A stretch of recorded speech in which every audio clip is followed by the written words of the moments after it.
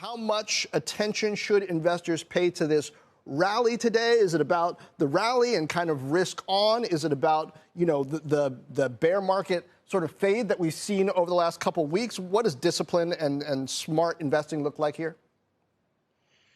Well, it looks like you take what you can in a bear market like this, but don't get out over your skis and think happy days are here again and it's straight up.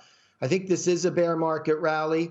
It's reassuring. One thing I like to see is the NASDAQ, the triple Qs are up today nicely, even though Tesla has struggled for 2 days, and that's one of the biggest components there. So you look for positives in this uptrend, but to think that the structural problems of higher inflation, an aggressive Fed, and the risk of earnings not hitting their target is behind us, I think is a bit premature.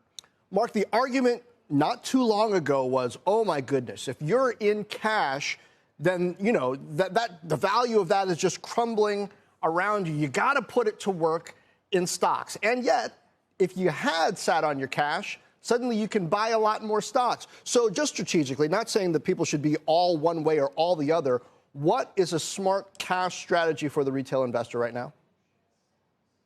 Well, I get that a lot. And for short-term money, cash was always appropriate and still is. It's a question of how far out do you want to go? And with the 2-year Treasury in the 4% range, if that satisfies your risk reward and your target rate of return, there's nothing wrong with folding some nice Treasuries into an overall diversified mix. You could, however, have an opportunity cost. If this market takes off and you're still in those short-term Treasuries, then you're going to miss out. And when stocks turn, they turn fast. That's the real risk of being in treasuries. It's not the treasury itself, it's the opportunity cost if and when the stock market turns. All right, let's get your picks here. I believe you like Chubb, MetLife, Prudential on the value side, and on the growth side, Microsoft and Apple still?